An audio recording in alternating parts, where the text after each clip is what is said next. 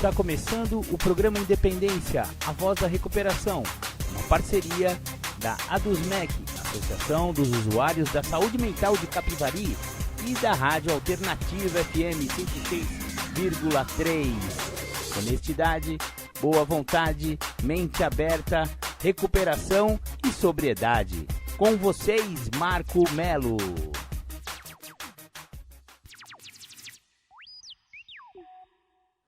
Marco Melo sou eu, e você já está no programa Independência, hoje dia 3 de outubro de 2021. Vamos começar o programa Independência, como sempre começamos com aquela música do The Flanders, Um Dia Perfeito. Bacana, você ouviu aí a música do The Flanders, Um Dia Perfeito, a música que sempre abrimos o programa Independência porque ela fala de um assunto bem interessante, que é aquele alcoólico de família boa, aquele alcoólico bem sucedido, que vem de uma origem mais, digamos assim, abastada. Portanto, nunca a sociedade quer assumir que esse cara também pode ser um alcoólico ou um alcoólatra, se você preferir. Então, a gente bate muito nessa tecla porque realmente o alcoolismo, ele acomete 10% até 15% da população em geral. Ou seja, independente de raça, de credo e de nível socioeconômico e cultural. Então, tanto pode ser aquele puxador de carroça, que um monte de cachorro em volta, tal, aquele cara da sarjeta, quanto um alcoólico de luxo, em uma grande mansão, e uma cobertura também pode ser alcoólico ou alcoólatra, independentemente. Então, é muito importante a gente lembrar que você que está ouvindo o programa Independência, pode ser que você tenha problema com álcool e ainda não quer assumir esse seu lado, né? Essa doença, porque o alcoolismo é uma doença e ela não tem cura, ela é progressiva e é fatal, mas ela pode ser estacionada. Há esperança para quem tem problemas com álcool. E o programa Independência recomenda, né? A gente sugere bastante o programa de 12 passos de Narcóticos Anônimos e de Alcoólicos Anônimos, porque é um programa que realmente funciona, onde a pessoa pode estacionar a sua bebedeira. Maravilha, maravilha! Vamos dar continuidade com o programa Independência. Hoje eu vou falar do livro de um grande amigo, companheiro meu, chamado Guilherme Castro Cabral. Exatamente, ele lançou um livro, já tem quando que é? É de 2020 esse livro, Então ele lançou esse livro em 2020, chamado Tempo Perdido, Tempo Encontrado. Um livro sóbrio de um passado ébrio, uma transformação do vinho para a água. Muito bacana o livro do Cabral, eu tive o privilégio de ser o diagramador e fiz a arte de capa dele, dei alguns palpites aqui, desculpa, viu, Cabral, pela minha intromissão, mas é que a gente leu o manuscrito do Cabral antes dele publicar o livro e chegamos a algumas conclusões juntos aí, graças a Deus eu pude colaborar com algum pouquinho da minha experiência, principalmente também por causa do programa Independência, né? Eu estudo bastante a respeito do alcoolismo, da adicção de drogas, então espero ter podido colaborar um pouco com o Cabral. Mas o livro é só dele, viu? Eu não escrevi nada nesse livro, mas eu tenho muito orgulho também do projeto gráfico que a gente desenvolveu. Ficou bem bacaninho o livro, quem quiser adquirir esse livro, ele está à venda, né? Entre em contato aqui com o programa Independência que a gente dá um jeito de botar você em contato com o Cabral e ele passa o livro para vocês, vem pelo correio e tal e coisa. Então, Tempo Perdido, Tempo Encontrado é a resenha do programa Independência do dia de hoje. Lembrando que hoje é dia 3, né? 3 de outubro de 2021. Maravilha, maravilha, programa Independência. Então, hoje vai falar sobre alcoolismo dentro da visão do Guilherme Castro Cabral. Bom, logo no prólogo do livro, eu vou resumir aqui para vocês. O público, né, para esse livro são as pessoas que estão chegando a Alcoólicos Anônimos agora, bem como para as pessoas que não necessitam deste livro, mas conhecem alguém que necessita de ajuda. O que me fez escrever este livro? Aprendi na escola militar que para se combater um inimigo, primeiramente você deve conhecê-lo. Uma forma de enfrentar uma doença é conhecendo-a bem. Demorei muito para ter ciência e principalmente assumir a minha doença de alcoolismo.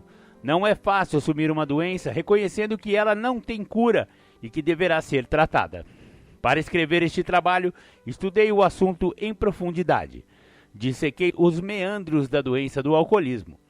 E a verdadeira ideia deste livro é levar, de forma singela, ao conhecimento de alcoólicos e seus familiares, bem como de mais pessoas interessadas, um maior conhecimento da doença do alcoolismo ou do alcoólatra.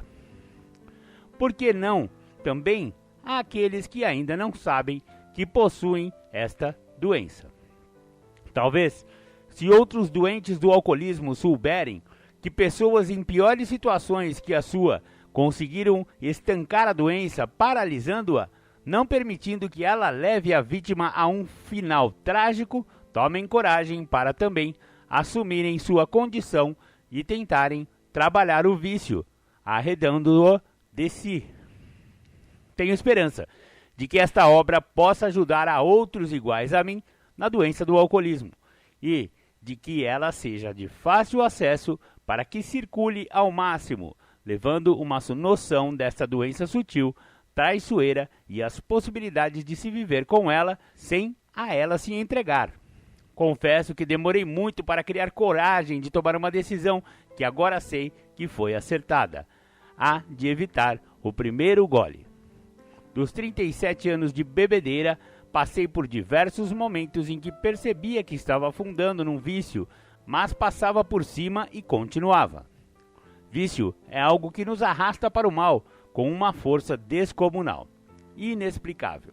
Se perguntar para qualquer viciado o porquê de ele beber, por exemplo, ou fumar, certamente ele responderá: não sei, simplesmente porque gosto. Será? Creio que ninguém goste de estar afundando num vício perigoso, progressivo e fatal. Vamos lá então. Vem a pergunta: eu sou um alcoólatra? Um detalhe importante é a questão de quando uma pessoa que bebe pode ser considerada um alcoólico. Uns dizem: ele só bebe aos finais de semana. Outros dizem: ele só bebe uma vez por mês, etc. Veja bem, a questão de ser ou não um alcoólico não diz respeito à quantidade de vezes que a pessoa bebe por semana, ou por mês, ou por ano. O ponto relevante é se há ou não há controle na ingestão de bebidas alcoólicas. Explicando melhor, suponhamos que uma pessoa beba somente aos finais de semana, sábados e domingos.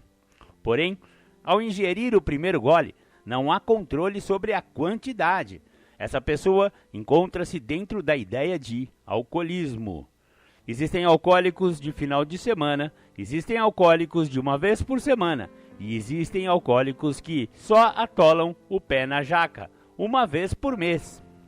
Portanto, beber somente uma vez por semana ou uma vez por mês não exclui a possibilidade de ser alcoólico. Assim como beber diariamente não inclui a possibilidade de ser alcoólico necessariamente. Para um não alcoólico, não existe relevância no dia em que bebe ou quantas vezes bebe. A relevância está no controle da quantidade ingerida. O alcoolismo é mais determinado na falta de limites, no descontrole ao ingerir a bebida alcoólica e o tornar, consequentemente, um bebedor problema. Bebedor problema é todo alcoólico. Não quer dizer que seja um brigão ou coisa que o valha. Um alcoólico sempre será um bebedor problema, por não ter controle sobre a bebida, por, no mínimo, bombardear sua saúde e causar problemas emocionais para a família. Um não alcoólico não tem a necessidade de ficar 30 dias sem beber para provar que não é alcoólico. Já o alcoólico pode ficar 30 dias ou mais sem beber, sem deixar de ser alcoólico. Essa atitude de parar por tempos variados não exclui a qualificação de alcoólico.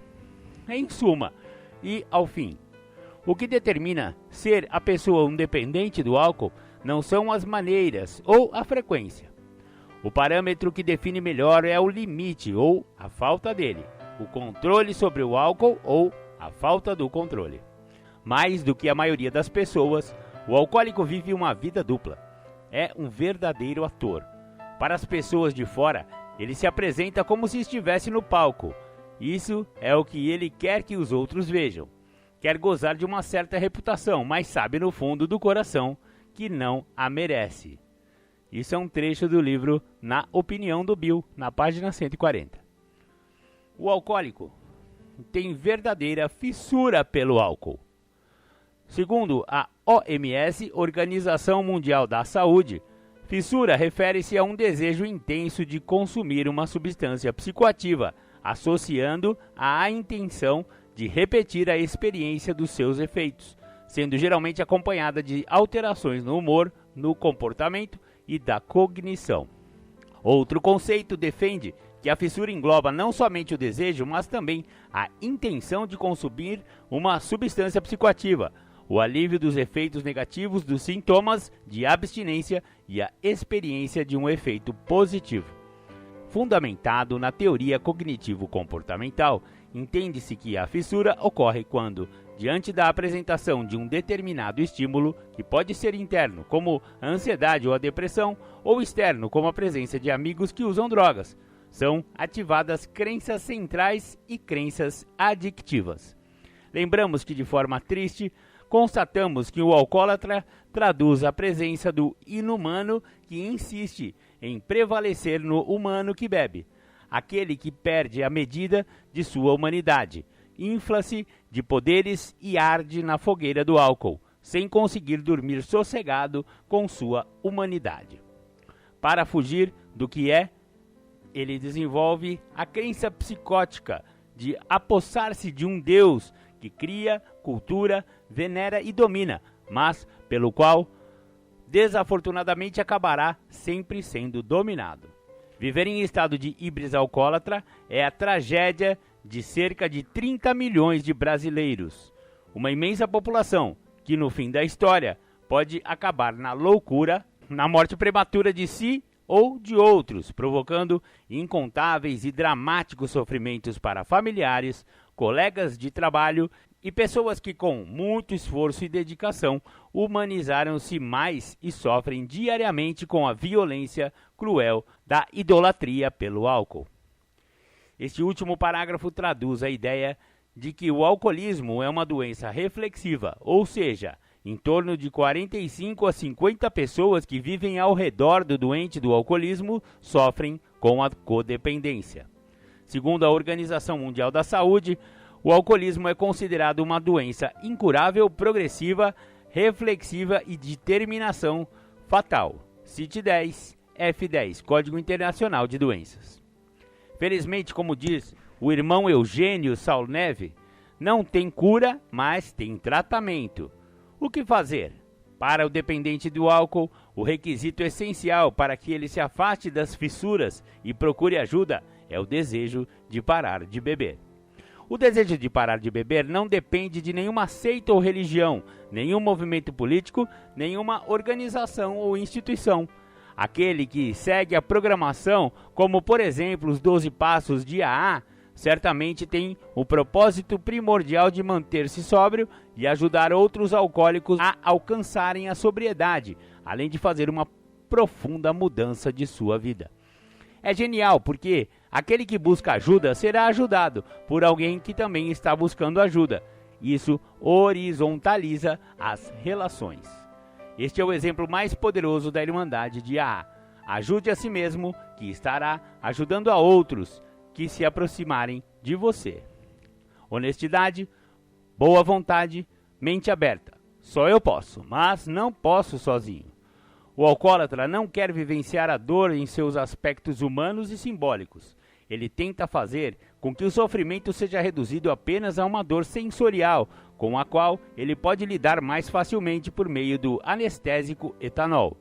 Lembramos ainda que o problema bioquímico do alcoólatra também envolve um desejo irrefreável da perda da sanidade. Não é sem motivo que o segundo passo da programação do AA traz.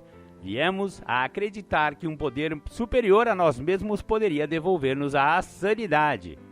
Pesquisa de 1998 da Universidade de São Paulo e do Instituto Médico Legal de São Paulo mostrou que entre 5.700 pessoas que morreram de causas não naturais na Grande São Paulo, 48% estavam sob efeito do álcool. Não existe a cura da doença, mas existem possibilidades de se viver com ela sem sofrimentos e entendendo que existe vida fora do álcool. E vida muito boa, na realidade, sem máscaras e sem o ópio. Mais 24 horas de sobriedade a cada um que estiver lendo este livro. O segredo para muitos foi a questão alfabética. Bastou trocar o beber pelo A.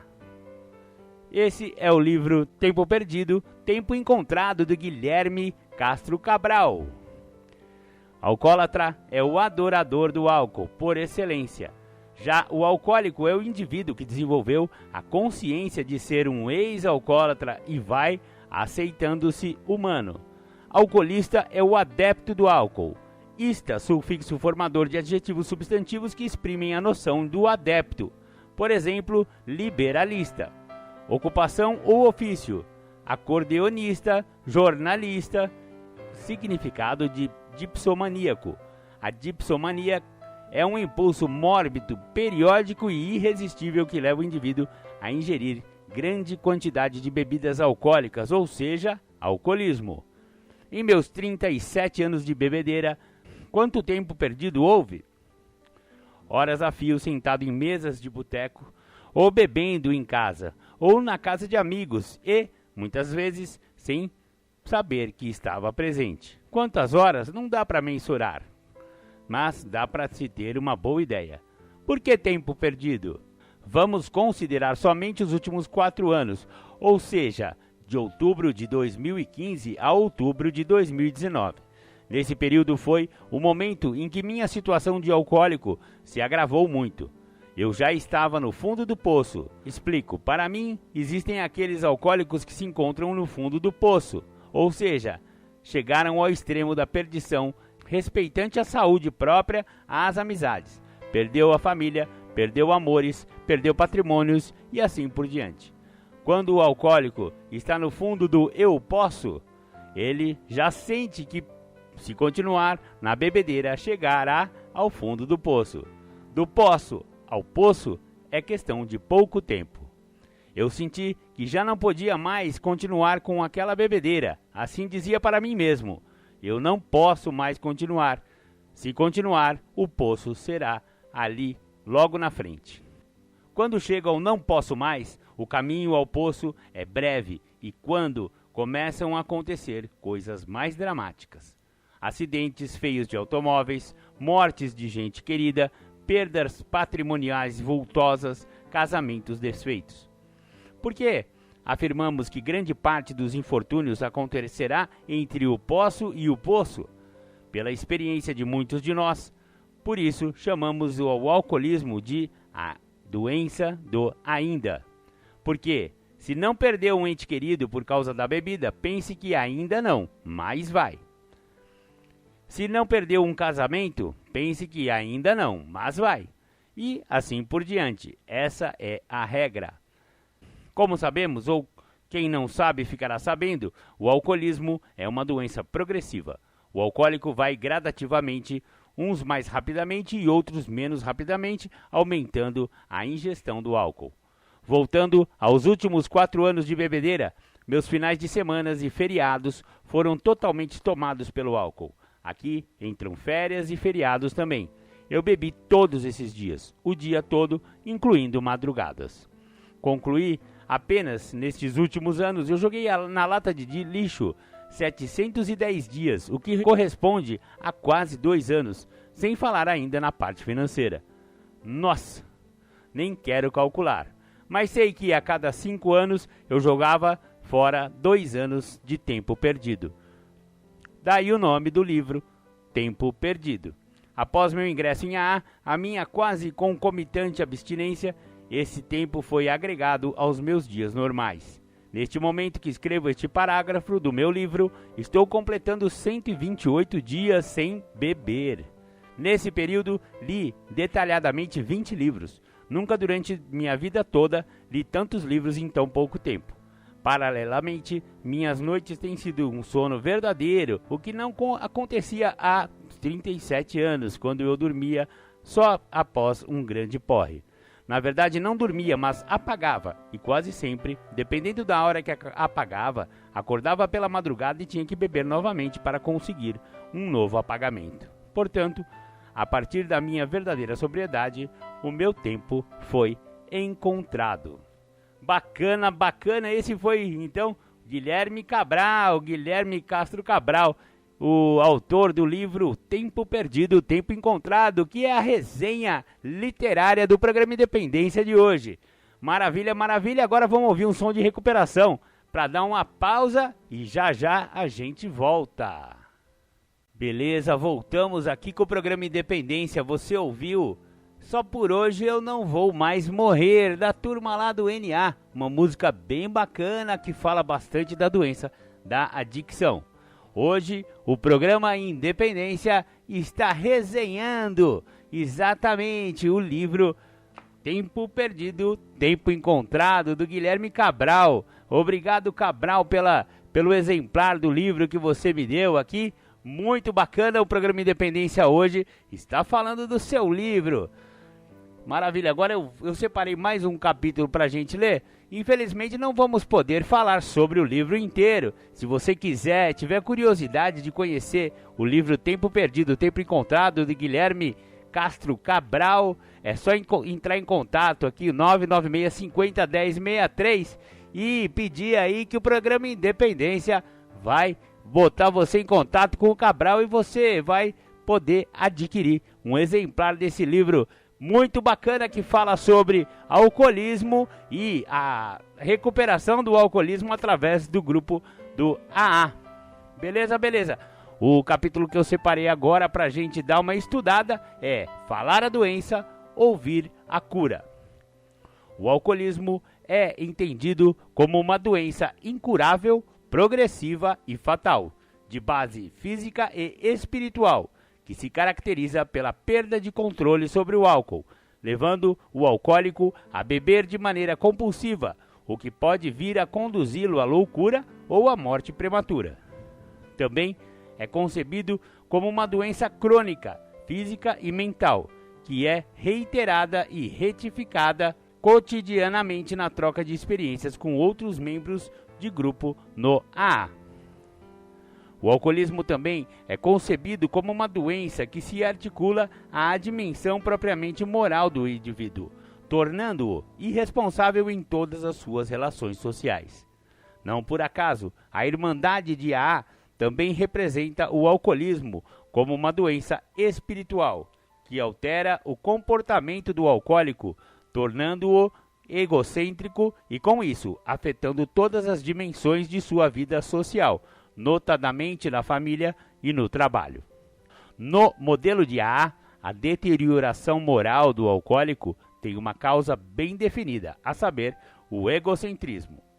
A doença alcoólica provoca um autocentramento do alcoólico, potencializando uma confiança ilimitada na sua capacidade. Isolado e fechado em si mesmo, o alcoólico acredita que é capaz de controlar o ato de beber a partir da própria vontade.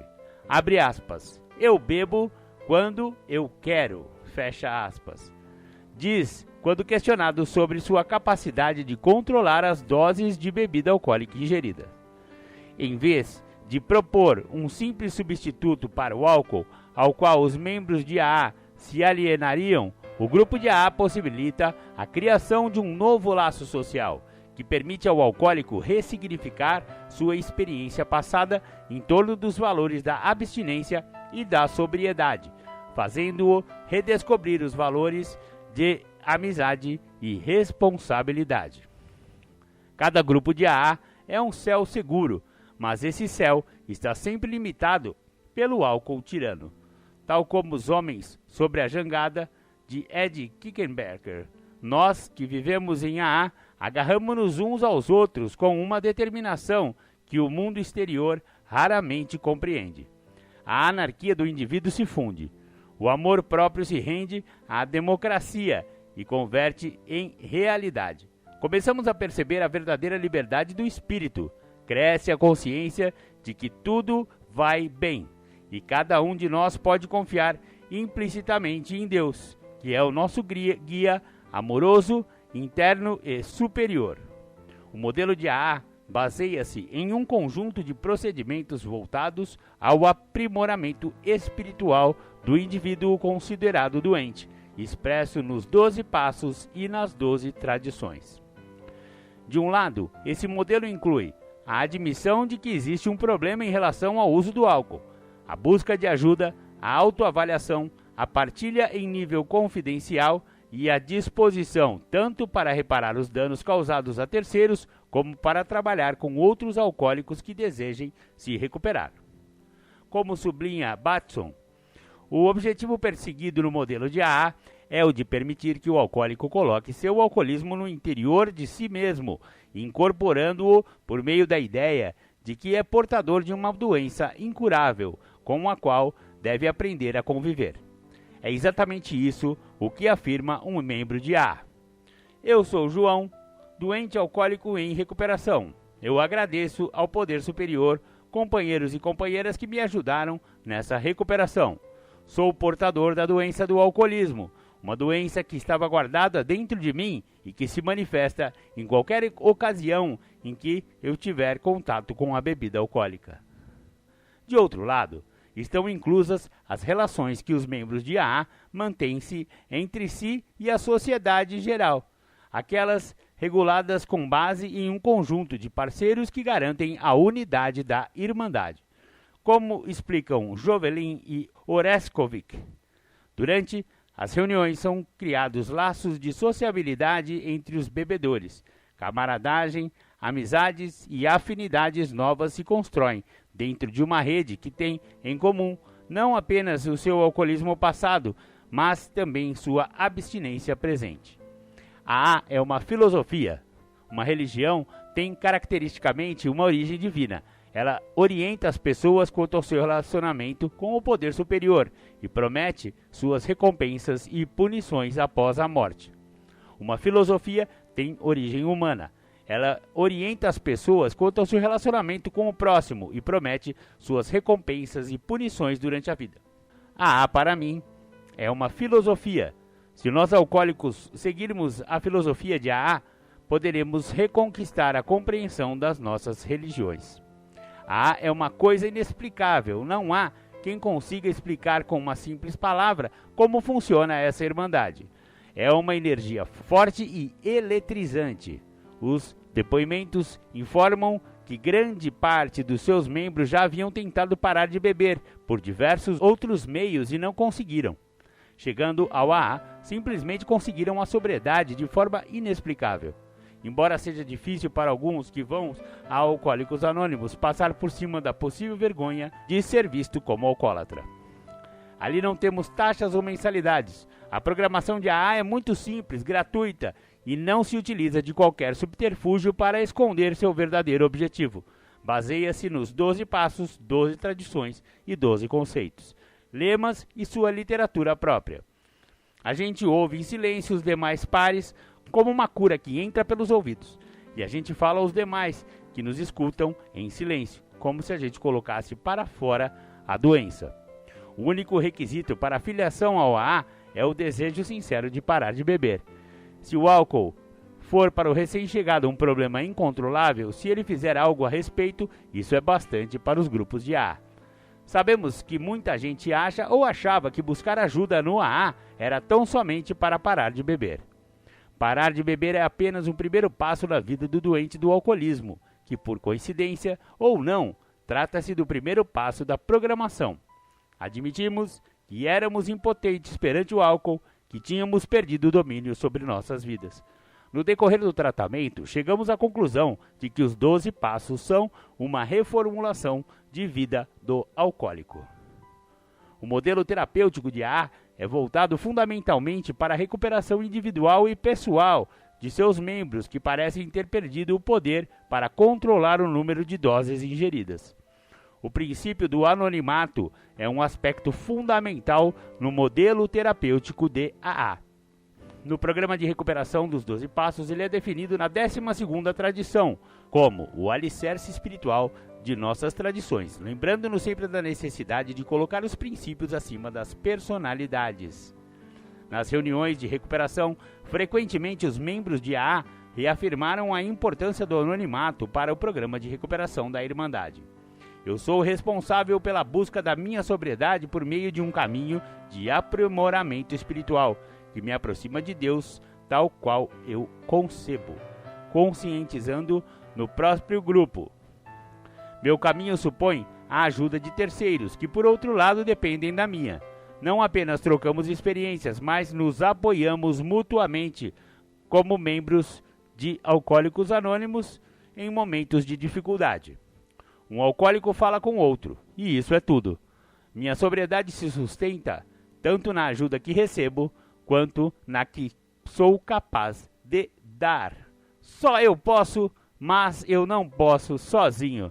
Muito bacana. Esse foi então mais um capítulo que separamos aqui no programa Independência para resenhar o livro Tempo Perdido, Tempo Encontrado, um livro sóbrio de um passado ébrio, uma transformação do vinho para a água.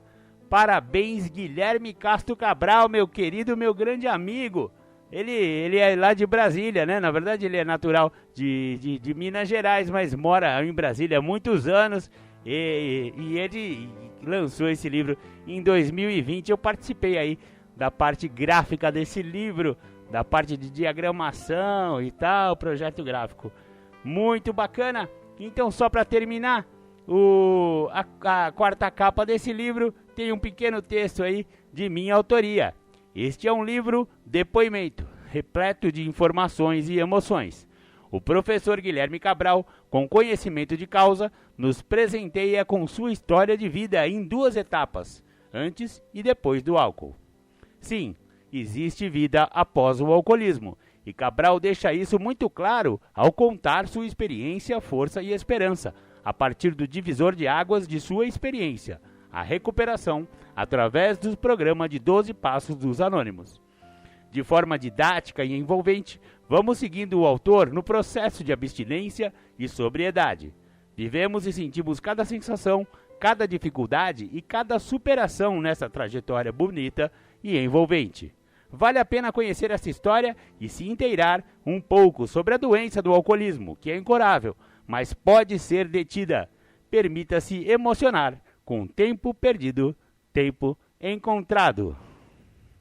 Legal, essa resenha de Marco Melo, jornalista e alcoólico em recuperação e companheiro de Irmandade. Muito obrigado, Cabral. Um grande abraço, um beijão no seu coração, meu querido. E espero que você goste dessa singela homenagem que o programa Independência fez, resenhando o seu livro. Maravilha, maravilha. Voltamos então agora. Vamos dar mais uma pausa? Vamos ouvir mais um som de recuperação e já eu volto com o Julião. Bacana, você ouviu aí então um som do Detonautas que fala sobre os temas aqui do programa Independência, recuperação, adicção, etc e tal. Maravilha, maravilha. Agora vamos para o Julião com a sua primeira temática do dia de hoje, que chama-se pertencimento. Com vocês, Júlio César. Falar de um tema específico, falar de pertencimento. O programa de 12 Passos de Recuperação, programa dos Anônimos, tanto dos Alcoólicos Anônimos quanto Narcóticos Anônimos ou qualquer Irmandade Anônima, ele não pode abrir concessão. Nenhuma pessoa portadora da doença da adicção, seja esta dentro de uma escala de 8 tipos, que envolve sexo, jogo, compras, busca de emoção, dependência química, alcoólica, pode querer trabalhar o programa como se tivesse uma concessão. Ou eu trabalho o programa de forma permanente, faço um processo de pertencimento da minha pessoa ao programa, ou então o programa não vai funcionar para mim. É importante saber isso, que o programa ele só deixa de funcionar para a pessoa que está lendo a literatura ou vivendo o que o programa tem a oferecer quando o mesmo trabalha dentro de uma concessão. É como estar numa estrada. E aí nessa estrada existe um fator de concessão. Até um determinado percurso da estrada não tem pedágio. Dali em diante tem um pedágio e tem que se pagar. Então, quando eu quero que o programa funcione para a minha pessoa, Júlio, dentro dos 26 anos que eu tenho, com o que eu tenho a oferecer ao programa, eu tenho um problema maior, eu tenho um fator de concessão. Obviamente, eu vou ter que pagar um preço caríssimo por isso, por causa que esse processo que eu chamo de pedágio são as minhas vontades. Então, como eu quero que seja feita as minhas vontades, eu vou ter que pagar um preço por isso. Não tem como fugir disso. Ou eu estou num processo de pertencimento, entendo que pertenço ao programa, pertenço ao que o programa tem a oferecer, vivo o que o programa me oferece, ou então eu estou realmente dentro de um quadro de comprometimento. Porque eu quero, através de uma concessão, que assim eu acredito que eu estou fazendo para o programa, que o programa funcione com o que eu estou a oferecer ao programa.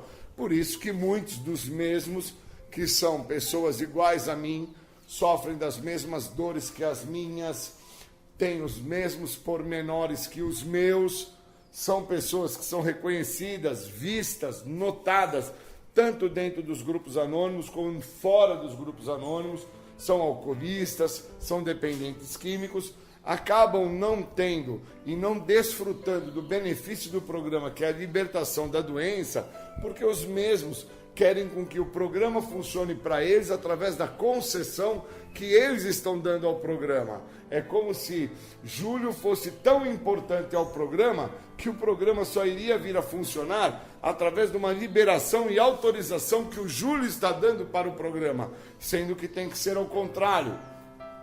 Uma vez que eu me coloque através do que o programa me oferece, a primeira coisa que eu tenho que admitir é o meu estado de fraqueza, a minha perda, o meu estado de impotência. Por isso que o primeiro passo começa com impotência, começa com perda, começa com fraqueza, não começa com uma concessão, querendo com que o programa funcione, com o que eu estou concedendo ao programa para com que o programa assim funcione. Essa falsa concessão que eu acabo trazendo comigo é uma negociata, e o programa não aceita negociata. Ou eu pertenço ao programa, ou eu vivo um estado de pertencimento ao programa, ou eu não me recupero. Não tem dois caminhos, só existe um caminho. Então, enquanto eu não tenho esse entendimento, eu fico a sofrer dos resultados das minhas escolhas, que fazem parte desse processo que eu chamo de concessão, que é a ideia do pedágio. Eu estou mesmo preparado para pagar esse pedágio? Eu tenho realmente reservas o suficiente para bancar esse pedágio? Porque, pelo que eu entendo de toda a construção e edificação da minha história de vida, eu não tenho mais condição nem psíquica e nem física para pagar esse pedágio. Eu cheguei ao ápice da loucura da minha vida, que foi chegar ao uso de substâncias psicoativas, incluindo álcool, esperando que eu ia ter uma saída para os problemas que eu já trazia comigo. Então, uma vez que eu entenda que eu já não tenho mais condição, por qual motivo eu ainda estou a querer pagar esse pedágio? Por que eu acredito ainda que dentro da ideia de estou a fazer uma concessão ao programa para que o programa funcione com o que eu estou a trazer ao programa? O programa vai funcionar para o Júlio com o que ele oferece. Ele deixa claro, você perdeu o controle, Júlio, sua vida ficou ingovernável, você realmente tem um problema maior que está dentro da sua maneira de pensar, na sua forma de agir, no teu jeito de ser. Se você não mudar a tua maneira de enxergar as coisas, no caso, ter uma outra retina, e essa outra retina tem que ser a partir do outro. Se você não tiver uma retina a partir da retina do outro, você não muda a sua maneira de ver. Você continua ainda a acreditar nessa concessão que você está querendo que o programa pegue de você. Você está, então, trazendo ao programa uma ideia para que o programa venha funcionar com a sua ideia, Júlio. Não, cara, o programa já funciona com o que ele tem, da maneira que ele traz, da forma que ele foi elaborado, para que você possa tentar, ou então se adequar, ou então buscar fazer o seu melhor possível, Júlio, para que ele funcione em sua vida. Agora, por muitas das vezes, o que eu não quero é ter o fator de pertencimento a este programa. Porque uma vez que eu me veja pertencendo ao programa, as minhas melhores ideias, que foi o que me trouxe até onde eu cheguei, ao ápice da loucura, que foi ao contato do uso do álcool e da droga, acreditando que o uso de álcool e droga não iria me fazer mal, não iria me trazer nenhum por maior ou por menor, que o uso de álcool e de droga eu pararia quando assim eu quisesse, mesmo com todas as evidências mostrando ao contrário, dentro de uma concessão, dentro de uma mente muito doente, de um ego muito crescente, de uma prepotência, de uma arrogância, sem entender quem eu sou, acreditando que eu não preciso pertencer a nada, porque eu sou meu dono, eu sei o que eu faço, a maneira como eu acredito que as coisas têm que acontecer são da minha. E enquanto eu não me atento a todo esse processo, eu não entendo que o que me falta é um estado de pertencimento. Eu preciso pertencer a algo.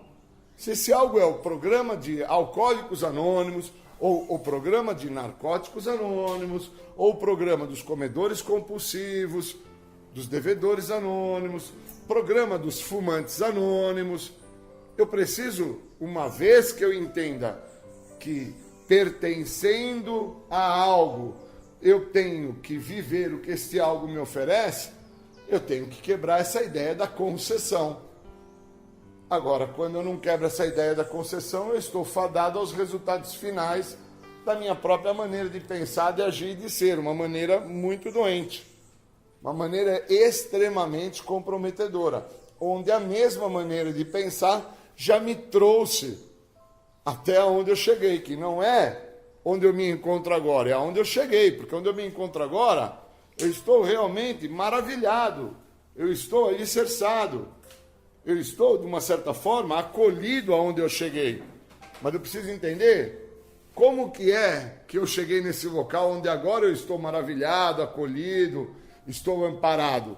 Eu cheguei trazendo comigo o resultado final de uma maneira muito doente, de não entender que a falta do percebimento, a falta do entendimento de que eu precisava pertencer a algo, iria me trazer problemas maiores. E quando eu trago essa ideia, eu trago dentro da ideia do pertencimento, que eu também não pertencia à minha família, eu também não pertencia aos meus iguais, eu também não pertencia àqueles que estavam para me amparar, para me acolher, me proteger, me educar, me amar, porque se assim eu pertencesse a eles, eu não iria de uma forma, como eu trago a ideia da concessão, tentar negociar com eles como um pedágio.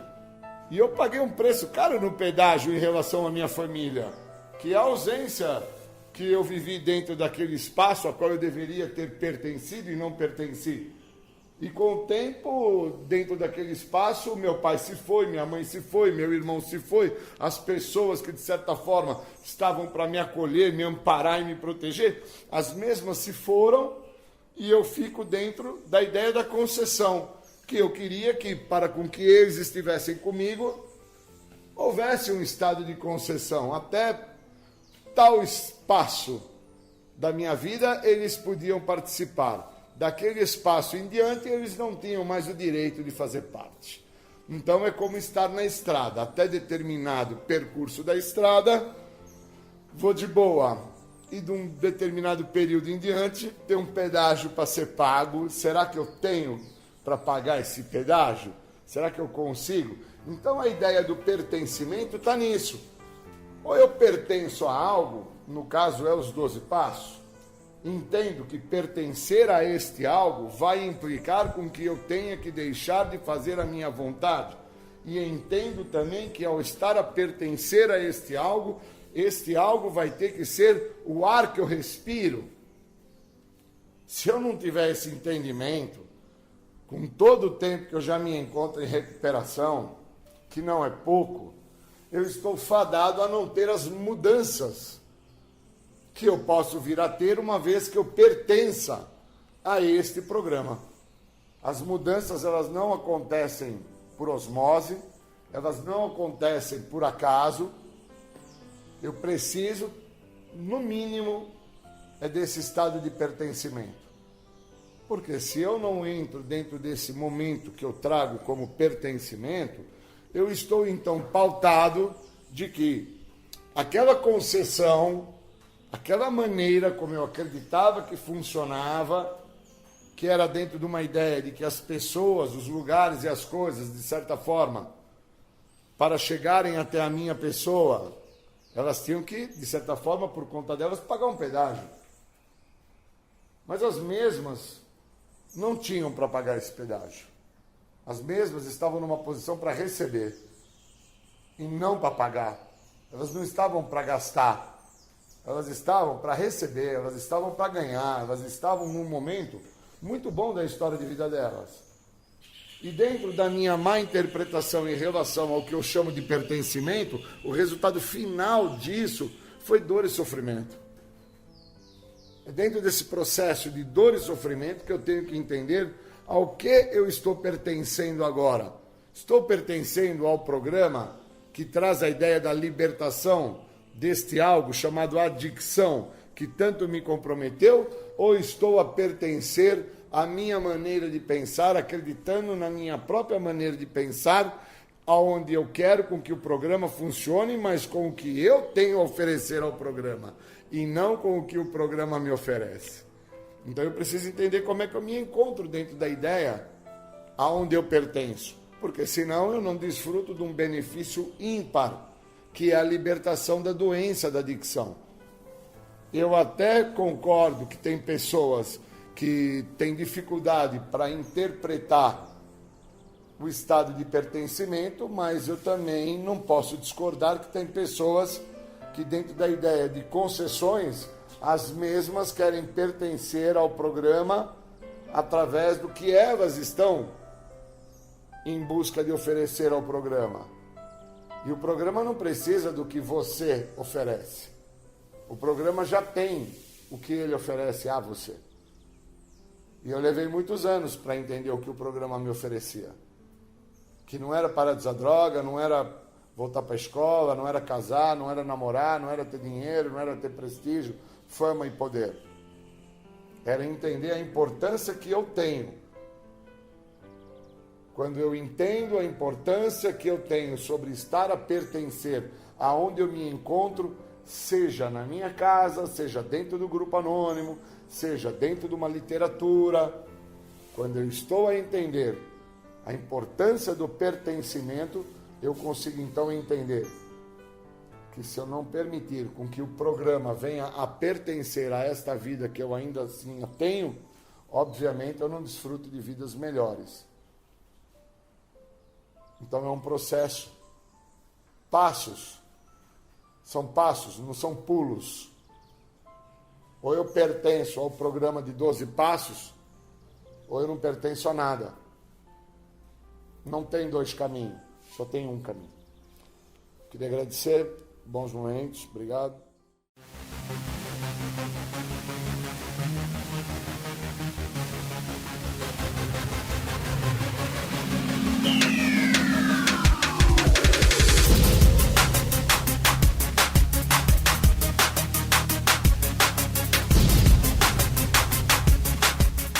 Você está ouvindo o programa Independência, a voz da recuperação.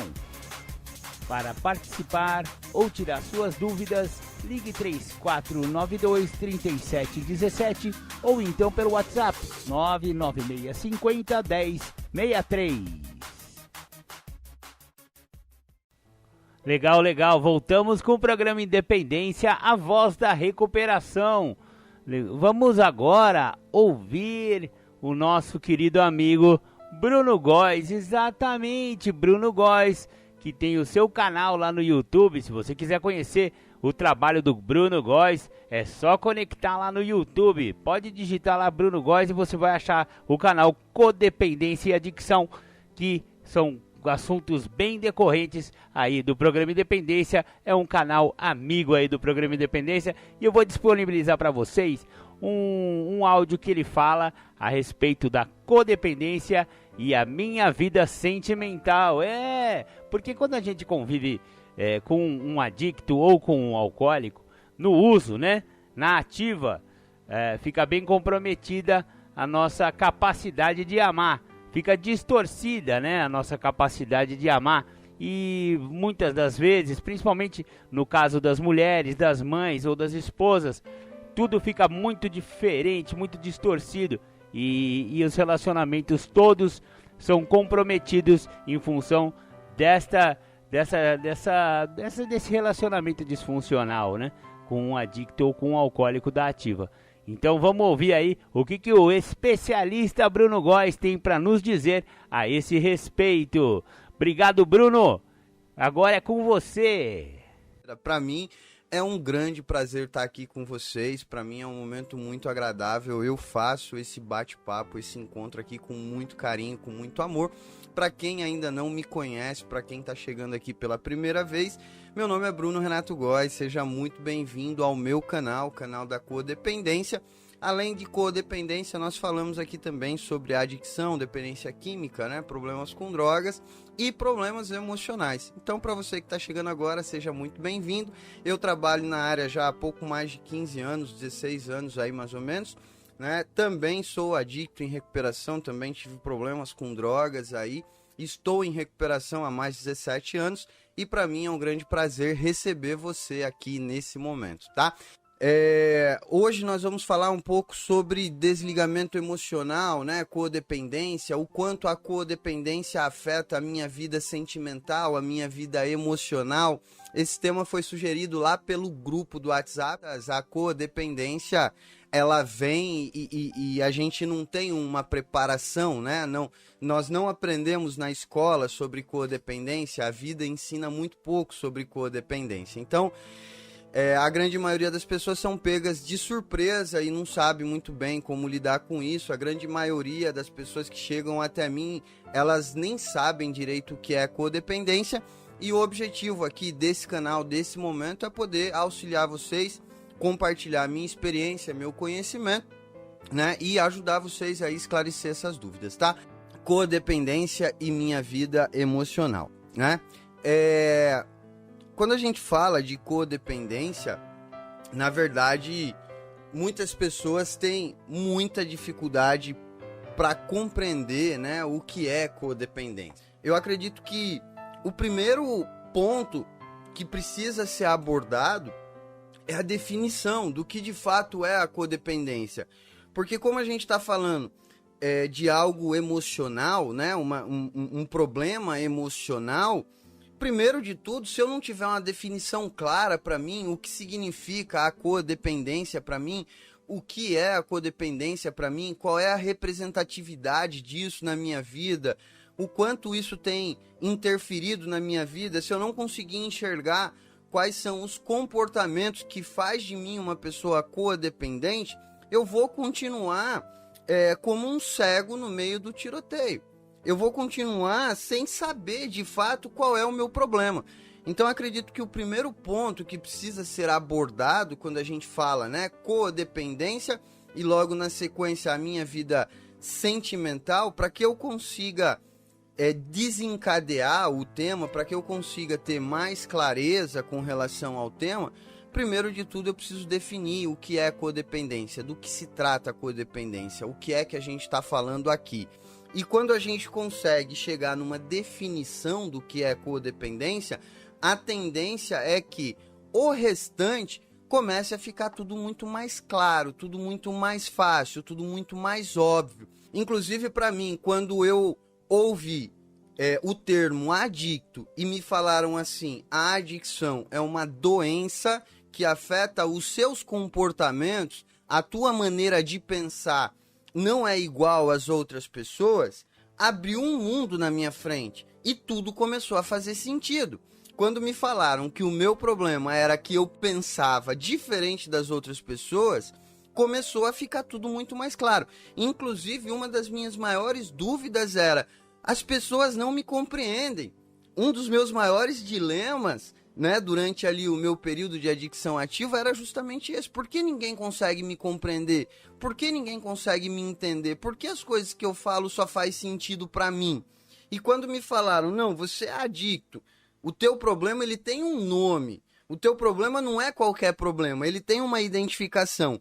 E esse problema ele tem algumas características que são básicas dele, logo tudo começou a fazer muito sentido. Então quando me falaram assim, você é adicto, o teu problema se chama adicção e por característica o teu problema tem 3 definições básicas, né? Obsessão, compulsão e ego. Então as coisas começaram a fazer sentido. Os meus comportamentos que eu não conseguia compreender, que muitas das vezes eu ficava pensando, mas por que é que eu fiz isso? Por que é que eu agi assim? Por que é que eu me comportei dessa maneira? Quando eu comecei a entender o que era obsessão, o que era compulsão e o que era o ego, abriu um mundo e tudo começou a fazer sentido. Então veio uma explicação e tudo ficou muito mais claro.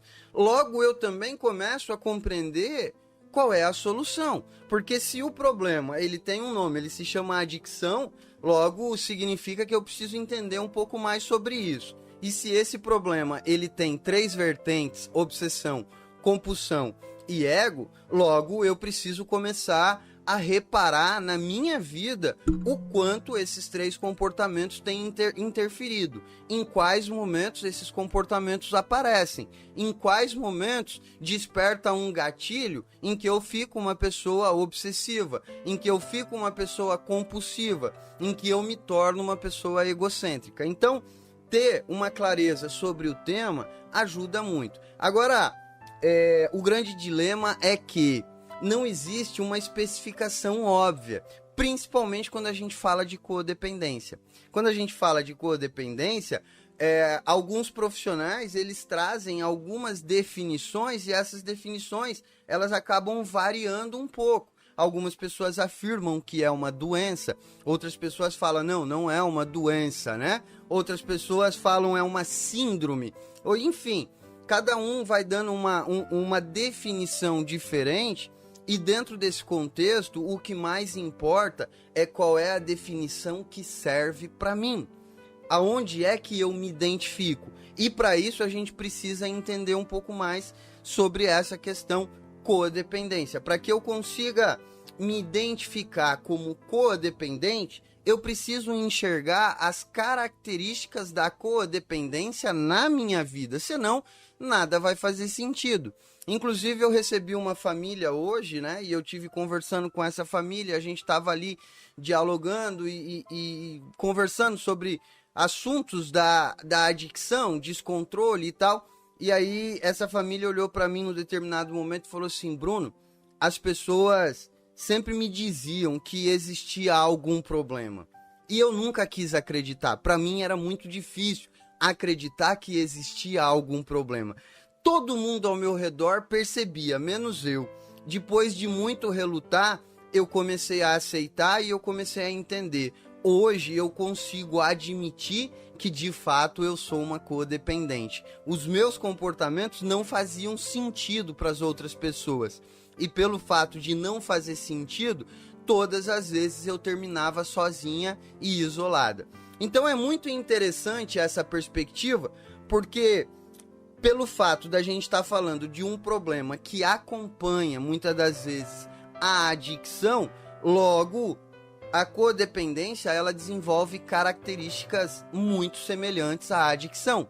É muito comum a gente perceber no codependente a obsessão, a compulsão e o ego, ou até mesmo a negação, a racionalização e a justificação, né? Então, para que fique mais fácil, né? E para que dê um norte na vida de vocês, para que vocês comecem a ter mais clareza quando se fala de codependência, eu acredito que quanto mais enxuto for o tema para mim, mais fácil fica de eu compreender. E aí, eu pensando muito sobre isso, né? Hoje lá, tentando encontrar maneiras e meios de poder auxiliar, ajudar vocês, eu cheguei nessa conclusão, que se a gente partir do princípio de que a codependência, independente de ser uma doença ou não, e aí cada um tem a liberdade de enxergar como quiser,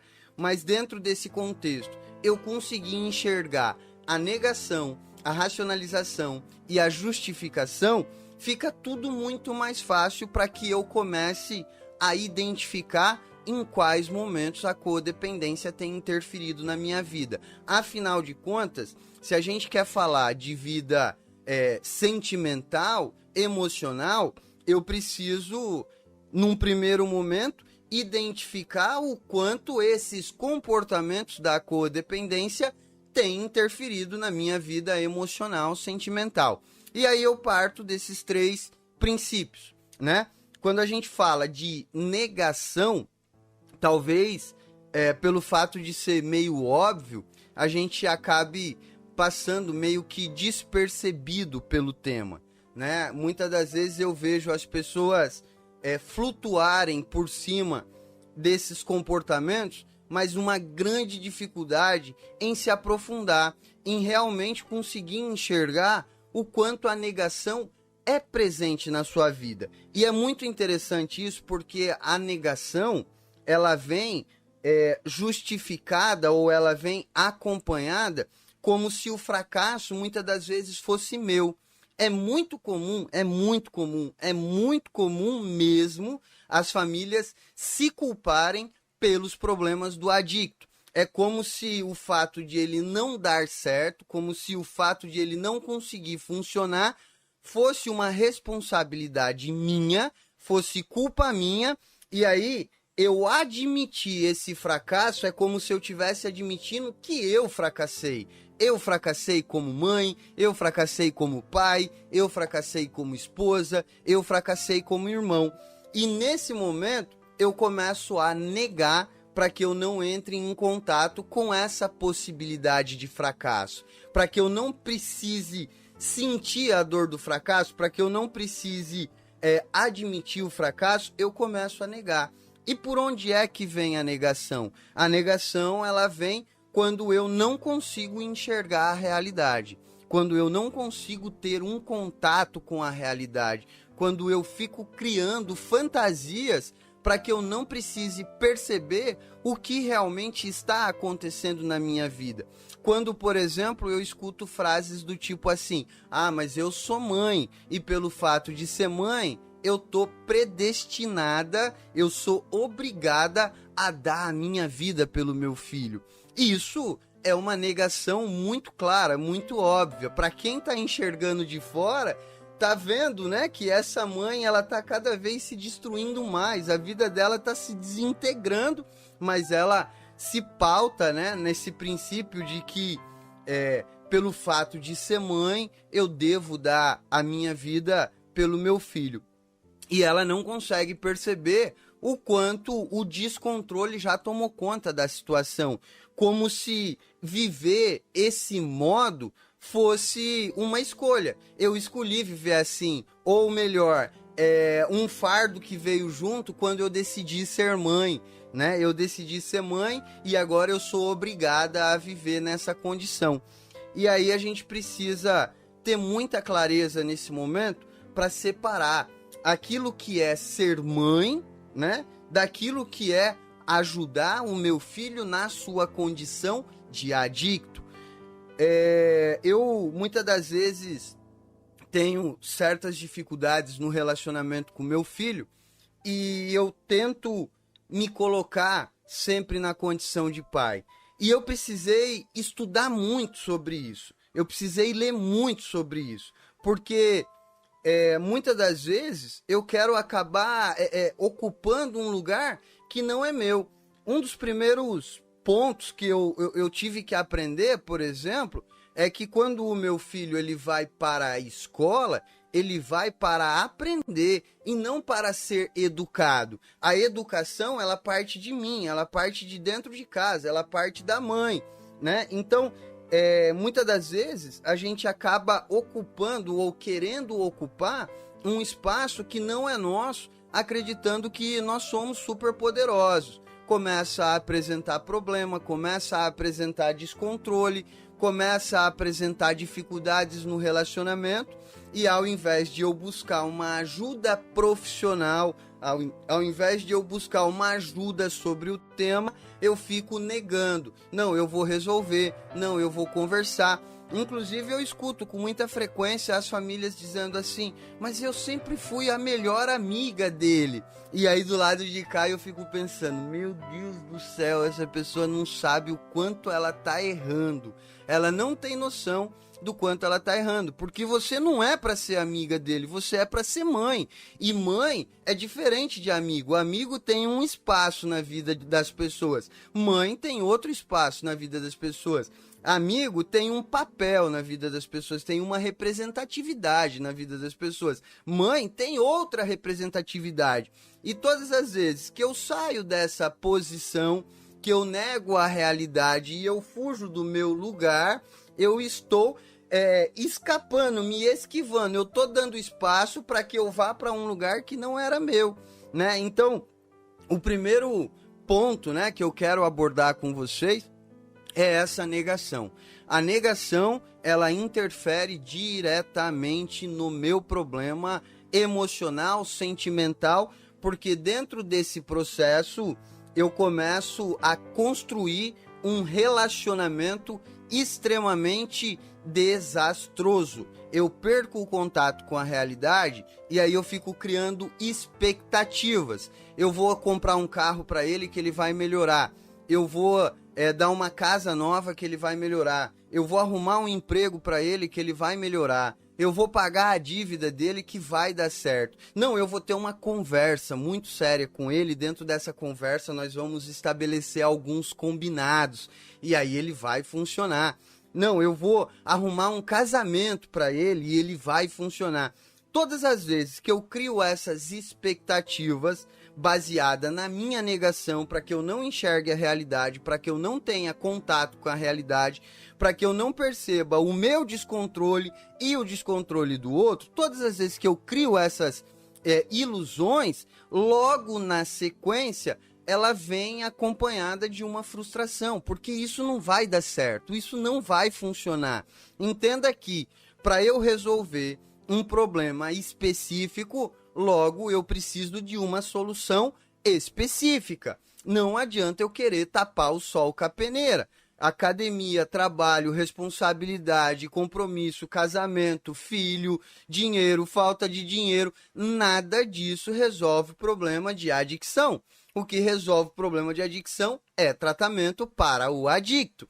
Logo, o que resolve o problema de codependência é tratamento para o codependente. Então, a fuga da realidade, ela traz essa fantasia, né? Todas as vezes que eu nego, eu fujo da realidade, e quando eu fujo da realidade, eu crio uma fantasia, e logo depois dessa fantasia vem a frustração. O problema começa justamente aí. Todas as vezes que eu me frustro com o adicto, o vínculo que eu desenvolvo com ele é pautado nessa frustração. E aí começa a gerar o conflito. Mas eu sou mãe, eu deveria amar. Mas eu sou mãe, eu deveria educar. Mas eu sou mãe, eu deveria cuidar. Mas eu sou esposa, eu deveria ser companheira. Mas eu sou esposa, eu deveria amar. Mas ele me frustrou, e aí eu senti ódio, eu senti raiva, mas eu não posso sentir ódio, eu não posso sentir raiva porque eu sou mãe, porque eu sou esposa, e aí eu não posso falar desse sentimento também, porque se eu falar desse sentimento, ele vai usar mais ainda, e ele vai se descontrolar mais ainda, e aí eu começo a criar uma jornada pisando em ovos, repleta de expectativa e frustração, expectativa e frustração, expectativa e frustração, expectativa e frustração. E certamente isso vai trazer uma carga emocional gigantesca. Junto com essa negação, muito provavelmente, as pessoas que estão ao seu redor, elas começaram a notar que há alguma coisa de errado. Muito provavelmente aquelas pessoas que são mais próximas de você, elas começaram a perguntar: ei, o que é que está acontecendo? Por que é que você não vai mais no salão de beleza? Por que é que você não vem mais na minha casa? Por que é que a gente não faz mais aquele bate-papo? E todas as vezes que você se vê frente a uma pergunta, a um questionamento como esse, você é obrigado a mentir, porque você está negando o problema. E aí você cria uma justificativa para aquela pergunta, e todas as vezes que você justifica, você acaba se desmoralizando diante de si próprio. Então você vai se isolando, para que você não tenha que ficar respondendo essas perguntas chatas, para que você não tenha que ficar se confrontando com essa realidade, você vai se afastando das pessoas. Então a negação, ela tem um papel fundamental na vida do codependente, para que a codependência ela continue agindo, para que a codependência ela continue interferindo na tua vida emocional. Logo após a negação, né, e eu gastei um pouco mais de tempo aqui para falar de negação, porque os outros dois temas, eles vêm acompanhando essa negação. Junto com a negação, para que eu possa sustentar essa negação, para que eu possa sustentar essa não verdade, essa ausência de realidade, eu preciso criar justificativas, senão aquilo não vai fazer sentido. E aí é onde eu começo a responsabilizar, a terceirizar o problema, porque o problema é a má companhia, porque o problema é aquelas pessoas, porque o problema é o pai que nunca foi presente, porque o problema é porque eu dei espaço demais, eu dei liberdade demais, porque o problema é porque eu dei dinheiro demais, o problema é porque eu não tinha dinheiro, e eu fico criando justificativas para que eu não precise entrar em contato com o problema, para que eu continue sustentando a minha negação, para que eu não precise olhar para a minha realidade e perceber que o descontrole ele está se fazendo presente. Eu já não consigo mais dormir, eu já não consigo mais comer, eu já não consigo mais cuidar da minha saúde, eu já não consigo mais ter uma vida financeira organizada. Todas as vezes eu acabo tendo que pagar dívidas, pagando dívidas que não são minhas, e assim vai sucessivamente. E para que eu não precise sofrer essa dor pela minha negação, para que eu não precise ter esse contato, eu acabo criando aí milhares de justificativas para justificar o problema, porque o problema é do outro, o outro que errou. Então, um ponto muito importante, a justificativa ela serve para sustentar a minha negação. Todas as vezes que eu terceirizo o problema, porque o problema foi o pai, porque o problema foi a educação, porque o problema foi a escola, porque o problema foi os amigos da esquina, eu sempre aconselhei, mas ele nunca me ouviu. Todas as vezes que eu terceirizo o problema, eu estou justificando. Precisamos compreender que a adicção, ela não é uma escolha, ela é uma doença. Ninguém escolhe ser adicto. Eu não escolhi ser adicto, a minha mãe não escolheu que eu fosse adicto, o meu pai não escolheu que eu fosse adicto, ninguém escolheu ser adicto. Logo, pelo fato de não ter sido uma escolha, logo também não dá para encontrar responsáveis. É a mesma coisa que olhar para um diabético e querer encontrar qual foi o açúcar que desenvolveu a diabetes nele. Porque o problema mais óbvio do diabético é o açúcar. Então, vamos encontrar qual foi o açúcar que desenvolveu a diabetes e aí a gente tira esse açúcar da vida do diabético e está resolvido o problema. E não é por aí, não é assim que funciona. Então, todas as vezes que eu justifico, que eu crio histórias que não são reais, eu estou justificando, e todas as vezes que eu estou justificando, eu estou alimentando a minha negação. Eu estou me distanciando da realidade, eu estou fugindo da realidade. E aí o terceiro ponto, né, a terceira característica da codependência é a racionalização. A racionalização é aquilo que alimenta a justificativa. A ideia vem, não, a culpa é do pai, porque o pai ele não foi presente. E aí eu começo a procurar momentos na trajetória de vida daquele indivíduo em que, de fato, o pai não foi ausente, para que eu possa comprovar a ausência do pai, para que essa história faça sentido. Então é muito interessante esse processo, porque eu vejo às vezes as pessoas chegam para mim com a história pronta, com a história já assim, extremamente desenhada, como se de fato ela tivesse a solução do problema, porque o problema do meu filho é a esposa que largou ele porque ela não compreende ele, eles sempre tiveram um relacionamento muito difícil e ela era uma pessoa muito explosiva, nossa, como ela era difícil de lidar, e aí no pior momento da vida dele, ela o abandonou.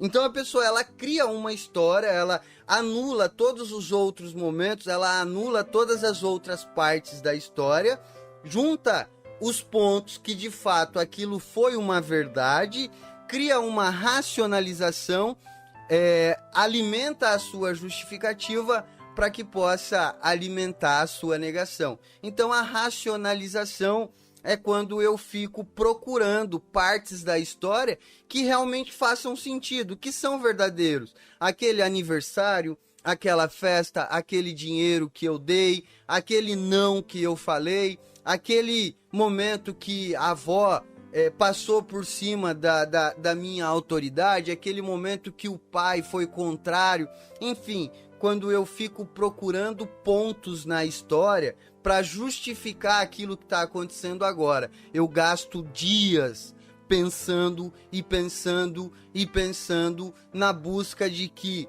eu vá encontrar uma solução. Se eu achar o ponto exato da história, tudo vai fazer sentido e eu vou encontrar a solução do problema. Então falamos aqui sobre negação, falamos sobre justificação e falamos sobre racionalização. Características que compreendo eu, e aí vale ressaltar que essa é uma compreensão minha, características essas que eu compreendo ser a base da codependência. A codependência se alimenta dessas três características, desses três padrões comportamentais que o codependente desenvolve para alimentar a sua codependência. Então chegamos até um momento onde eu tenho um nome para o meu problema, né? Afinal de contas, todo mundo que chegou aqui no canal chegou porque viveu um descontrole em sua vida. Todo mundo chegou até aqui porque não tinha uma resposta e talvez nem soubesse qual era o nome do problema. Chegou até aqui porque não conseguia entender o que é que estava acontecendo. Por que é que eu ajo assim? Por que é que eu me comporto assim? Por que é que eu faço isso? Por que é que eu não consigo falar não? Por que é que eu não consigo ter retidão? Por que é que todas as vezes eu acabo regredindo nos meus comportamentos? Chegou aqui cheio de porquê. E aí nós chegamos num momento onde o nosso problema ele tem um nome. Ele tem um nome, e aí quando eu dou um nome pro problema, é como se ele tivesse uma cara, é como se ele tivesse um rosto. O meu problema se chama codependência, e esse problema ele parte de três características básicas: negação, racionalização e justificação. Eu poderia falar aqui também das outras três que eu citei no começo, né, quando eu falo de compulsão, obsessão e ego, mas eu não vou entrar nesses detalhes para não me alongar muito, porque eu também quero falar da solução. Afinal de contas, não faz sentido para mim eu passar uma hora aqui com vocês, falar do problema e não falar qual é a solução, não falar qual é o caminho que tem que seguir. Então chegamos no momento mais importante dessa live, né? Eu vou falar aqui sobre a solução. Então agora vamos compreender qual é o caminho que eu preciso seguir. Afinal de contas, cheguei até o problema. Faz sentido para mim tudo isso que foi dito aqui? Realmente eu consigo perceber esses comportamentos na minha vida? Realmente tudo isso que foi dito aqui tem um significado? A minha vida realmente se tornou isso? Agora qual é o caminho que eu devo seguir? Eu parto de três princípios básicos, né? E eu sempre falo desses princípios para a adicção. Hoje eu resolvi falar desses princípios para a codependência, porque esses são problemas semelhantes, né? Problemas que têm as mesmas características, logo as mesmas soluções elas irão funcionar, os mesmos caminhos eles irão funcionar. Então eu parto do princípio da admissão. E é muito interessante esse princípio, eu gosto muito de falar dele, porque quando a gente fala de admissão, subentende-se falar sobre, colocar um rótulo, né? Quando eu falo eu sou adicto, é como se eu estivesse escrevendo na minha testa prazer adicto, como se eu estivesse rotulando, como se eu estivesse colocando um fardo nas minhas costas, né? Como se eu estivesse sentenciando. E a admissão, ela não pode ter esse significado. Quando a gente fala de admissão, nós estamos falando de enxergar aquilo como parte, né? Como partindo de dentro de mim. Eu sempre gosto de associar o termo admissão quando uma empresa contrata um funcionário novo. Quando a empresa contrata um funcionário novo, ela admite algo novo dentro dela. Então ela está trazendo aquilo que é de fora, aquilo que faz sentido para dentro. E aquilo vai passar a fazer parte da vida dela. Então quando eu admito que eu sou adicto, logo essa admissão ela tem que partir de dentro. É de dentro aonde eu começo a perceber que de fato eu sou um adicto. Então, quando a gente fala aqui de admissão, né? Eu poderia usar aqui como exemplo a própria diabetes. Eu sempre falo da diabetes e eu vou continuar falando da diabetes, goste você ou não, mas por que que eu vou usar o exemplo da diabetes aqui? Porque quando o diabético ele admite a sua doença diabetes, existe algumas ações que necessitam ser tomadas. O que comprova que esse diabético está admitindo a diabetes na sua vida é quando ele decide que ele não vai comer açúcar. É quando ele decide que ele vai ter uma alimentação regrada. É quando ele decide que ele precisa ter um controle da sua glicemia. É quando ele decide que ele precisa ter uma vida mais regular. E a partir desse momento, ele começa a agir. Aquela pessoa que se diz diabético, mas continua escondendo chocolate debaixo do travesseiro ou levantando de madrugada para comer açúcar, ele, apesar do fato de ser diabético, ele não está admitindo a sua diabetes. E aí, quando a gente fala de codependência, existem algumas ações que precisam ser tomadas. O que de fato comprova que eu admito a minha codependência, que eu admito que eu sou codependente. Quando eu considero isso como um problema na minha vida e eu começo a buscar solução. Eu começo a caminhar em direção à solução. O diabético, ele não pergunta por quê. Ele pergunta como. Como é que eu vou fazer para que a minha vida funcione? Ele não pergunta por que ele tem que parar de comer açúcar. Ele pergunta como é que eu faço para que eu não tenha a necessidade de comer açúcar. E a partir desse princípio, é muito interessante porque na codependência não funciona diferente. Quando eu pergunto para uma família ou para um codependente, quantas vezes por semana você se dedica a cuidar do seu problema? Quantas vezes por semana você se dedica a assistir um vídeo, a assistir uma palestra, a ler um livro, a participar de uma reunião online sobre o tema? Quantas vezes na semana você faz isso? Quantos dias da semana você faz isso? Qual o tempo da sua vida que você dedica a se tratar? E na maioria das vezes a resposta é: eu não tenho tempo para isso. A pessoa tem tempo para alimentar a adicção do outro, a pessoa tem tempo para alimentar a sua codependência, mas não tem tempo para tratar a sua codependência. Logo, não existe uma admissão.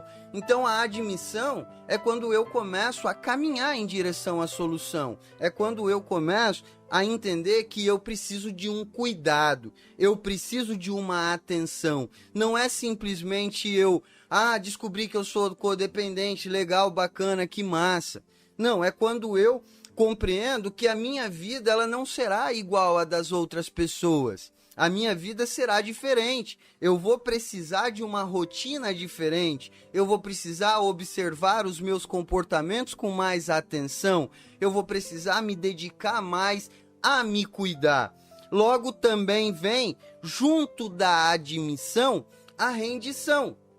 E a rendição, talvez nesse momento, pareça quando eu paro de fazer as coisas, e aí parece meio contraditório. Como assim, Bruno? A admissão é quando eu começo a buscar ajuda e a rendição é quando eu paro. Não, a rendição não é parar. A rendição não é parar. A rendição é eu entender que eu não tenho todas as respostas. É entender que eu preciso de ajuda.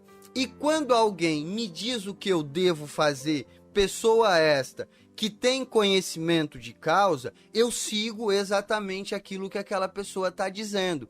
A gente precisa parar com a ideia de que a gente tem todas as respostas, que a gente sabe de tudo. Esses dias atrás eu precisei pegar um Uber e foi muito interessante porque eu entrei no Uber, né? Eu estava saindo do trabalho e eu entrei no Uber e o Uber me falou assim: nossa, o que é aí onde você trabalha? Eu falei, é uma clínica, né, para pessoas que têm problema com álcool e drogas e tal. Ele falou, que legal, muito interessante seu trabalho. E aí eu falei, eu gosto muito, eu já trabalho há algum tempo na área e tal, né, eu venho de São Paulo, é uma área que eu gosto de trabalhar, eu acho bacana. Aí ele virou para mim e falou assim, sabe qual é o problema de quem usa droga? O problema de quem usa droga é porque são pessoas muito fracas. São pessoas que não têm opinião. São pessoas que não têm metas de vida, que não sabem o que quer. E aí a conversa foi fluindo, né? E eu falei, esse cara não sabe de nada. Ele não tem nem noção, né, do que é que tá acontecendo aqui. Ele tá conversando comigo, que trabalho na área há 15 anos, e ele, que nunca pôs o pé dentro de uma clínica, nunca lidou com o problema, tem a solução. Sabe todas as respostas. E aí eu gosto quando isso acontece, eu deixo o assunto continuar e eu fui levando a conversa. Eu falei, pois é, rapaz, e não é que eu acho que você tem razão? Faz sentido, de fato, pra mim, aparentemente, essas pessoas são meio frágeis mesmo e tal. E aí ele foi seguindo no assunto e ele foi falando e ele foi conversando e ele foi seguindo adiante. E chegou um momento que ele falou assim, mas você sabe que de vez em quando eu gosto de tomar uma cervejinha e aí eu acabo fumando um baseadinho e aí eu vou com os amigos, dependendo do lugar, a gente cheira um pozinho. Mas é só de vez em quando, sabe? Não é sempre. Ou seja, aquela opinião que ele tem sobre o problema que ele acha que ele sabe, que ele acha que ele entende, na verdade, ele mesmo se contradiz quando ele admite que ele está ali usando. Quando ele admite que ele, por vezes, acaba se envolvendo no uso de drogas. Então é muito interessante porque as pessoas elas acham que elas têm todas as respostas. E a gente, nesse momento da rendição, quando eu falo do princípio da rendição, eu preciso compreender que eu não tenho todas as respostas. Todas aquelas informações que eu tenho sobre o problema e que eu adquiri ao longo da vida, na verdade, elas não foram o suficiente. Elas não foram o suficiente, porque se tivessem sido o suficiente, eu não teria chego até aqui. Então, logo compreendo eu que quando a gente fala de rendição, é quando eu chego num grupo, por exemplo, de amor exigente, de Naranon, e lá no grupo eu escuto alguém dizendo assim, eu fiz isso e a minha vida melhorou. Logo a seguir, eu vou até essa pessoa e falo, como é que você fez isso? Qual foi o caminho que você seguiu? E essa pessoa me diz, eu fiz isso, isso e isso. E eu sigo aquilo que aquela pessoa falou. Então, o princípio da rendição é quando eu começo a agir de acordo com aquilo que está sendo dito para eu fazer. Porque eu não tenho todas as respostas, eu não tenho todos os conhecimentos, eu não tenho todas as soluções. Afinal de contas, se eu tivesse, eu não teria chego até aqui. Inclusive, eu vi num dos grupos que eu participo de codependência, alguém falando semana passada alguma coisa do tipo assim, vamos participar da live porque a gente precisa aprender mais. E aí eu digo a vocês, olha só, aprender não é o suficiente, adquirir conhecimento não é o suficiente. Se eu não estiver colocando em prática aquilo que eu estou aprendendo na minha vida, eu vou me tornar apenas um obeso mental. Só isso e mais nada. Eu vou adquirir um monte de conhecimento, um monte de conhecimento, um monte de conhecimento e não vou para lugar nenhum. Eu conheço um monte de gente que tem um monte de faculdade, um monte de curso, um monte de diploma e não consegue atuar na área em que se formou. Essas pessoas, elas são obesas mentalmente. Elas adquiriram um monte de conhecimento, mas não consegue sair do lugar. Então é muito melhor que eu conheça pouco, mas que eu aplique o pouco que eu conheça. Então, o princípio da rendição, ele tem muito disso. Eu preciso começar a caminhar em direção. Eu preciso ouvir as pessoas que estão funcionando. Eu preciso ouvir as pessoas que estão dando certo e seguir o caminho delas. Afinal de contas, não está dando certo para mim, eu não estou conseguindo, eu preciso de ajuda. E aí o terceiro princípio e o mais importante de todos, sem ele eu não vou para lugar nenhum, é a aceitação. Eu preciso aceitar a minha condição, eu preciso aceitar quem eu me tornei. Não importa o que eu já tive, não importa o que eu já fiz, não importa quem eu já fui, não importa o que eu construí, o que eu preciso aceitar é a minha condição atual. Quem eu sou hoje, qual é o meu lugar hoje, aonde é que eu estou hoje. Se hoje eu não estou no lugar de mãe, se hoje eu não estou no lugar de esposa, se hoje eu estou numa condição de descontrole, eu preciso olhar para isso na minha vida e eu preciso me relacionar com isso. E aí talvez nesse momento vocês estejam se perguntando, mas Bruno, o que é que tudo isso tem a ver com a vida emocional, né? Porque o tema da live é codependência e a minha vida emocional. Tudo isso tem muito a ver, porque o descontrole que hoje vocês vivem físico, né? O descontrole, a vida financeira desorganizada, os comportamentos desorganizados, ele é um reflexo da vida emocional que você tem vivido. Ele é um reflexo da vida mental que você tem vivido. Se você consegue organizar os seus comportamentos, muito certamente, a tua vida emocional vai se acertar. Eu posso dar um exemplo disso aqui para vocês entenderem do que é que eu estou falando. Certo dia, uma família, uma mãe me procurou e falou assim: Bruno, olha só, eu não aguento mais o meu filho. Eu não aguento mais. Eu ligo para ele, ele não me atende. Quando ele me atende, ele me trata mal. Eu peço para ele me dar notícias, ele não dá notícias, ele não fala para onde vai, com quem vai, que horas vai. Ele não dá satisfação de nada, a vida dele tá uma bagunça e essas dívidas sempre sobram para mim pagar. E eu não aguento mais correr atrás dele e não conseguir ajudá-lo. O que é que eu faço? E aí eu muito carinhosamente disse a ela: a senhora vai fazer o seguinte, a senhora não vai mais ligar para ele. A senhora não vai ligar. A senhora, a partir de hoje, está proibida de fazer qualquer ligação para ele. Inclusive, se a vontade de ligar for demais, insuportável, a senhora vai pegar o telefone e vai ligar para mim. Ao longo desses dias, eu quero que você vá me mandando mensagens do que está acontecendo e como está sendo. Depois de alguns dias, essa mulher me procurou e falou assim: Bruno, você não sabe o que foi que aconteceu. Eu falei: pois me conte. Ela falou: o meu filho veio até a minha casa e me disse para onde ele ia, o que ele iria fazer e que horas ele ia voltar. E aí eu perguntei para ela assim: e qual foi o teu sentimento? Ela falou: eu me senti mãe. Depois de muitos anos, eu fiquei muito feliz e eu me senti mãe. E eu perguntei para ela: e como é que você se sentia todas as vezes que você ligava e ele não atendia, ou quando ele te atendia, você era recebida de maneira áspera? Ela falou: eu me sentia muito mal, muito frustrada, magoada, chateada. E eu falei para ela: há quantos anos você tem repetido esse comportamento na tua vida? Ela falou: mas há muitos anos, muitos anos. E aí eu digo: percebe que você passou muitos anos da tua vida construindo uma relação em sentimentos ruins, em sentimentos negativos. Quando eu tomo uma atitude, eu posso mudar toda a trajetória da minha vida emocional.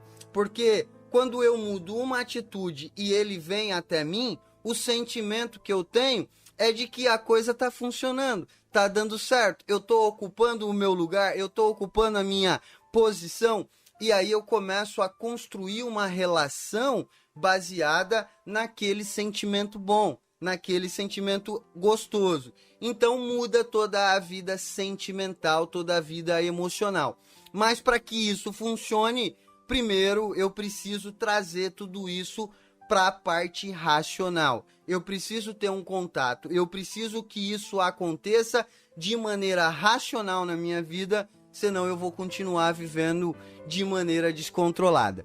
Bom, gente, acho que é isso, né? Beijo no coração de vocês, muito feliz de poder estar aqui. Eu fico muito contente com esses momentos, muito mais contente ainda com a participação, com o carinho de vocês. Espero vocês na próxima quinta-feira, às 21 horas aqui no YouTube. Fiquem com Deus, boa noite e até quinta-feira que vem.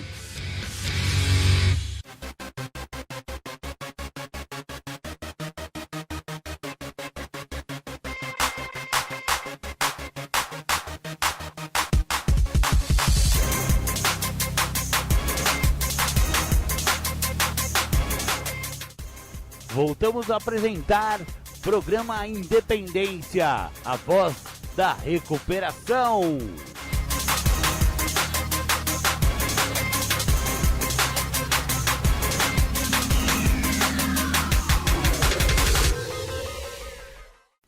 Bacana, bacana, você ouviu aí Bruno Góes, meu querido, meu amigo, obrigado Brunão pela participação aí no programa Independência com o tema Codependência e Minha Vida Sentimental. Eu acho que o Bruno destrinchou muito bem o tema, né? Ele respondeu a muitas questões que eu tenho certeza que muitas das nossas ouvintes e muitos dos nossos ouvintes que convivem com um adicto, né? Com um dependente químico ou com um dependente alcoólico, né?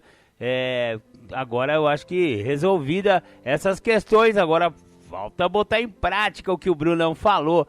Legal, se você tem algum problema de codependência, não adianta só o seu adicto estar em recuperação, você também precisa de ajuda e para isso existem os grupos familiares, exatamente, grupos familiares Al-Anon, grupos familiares Naranon, Amor Exigente e tem um monte de grupos que podem ajudar a pessoa que tem um convívio disfuncional com um alcoólico ou com um adicto.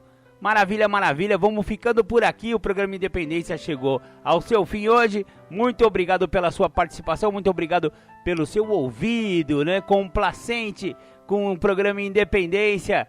Você sabe que se não fosse você, o programa Independência não poderia existir, então, para isso, eu fico muito agradecido. Fiquem com Deus e até domingo que vem. Um beijo no coração e tchau, tchau!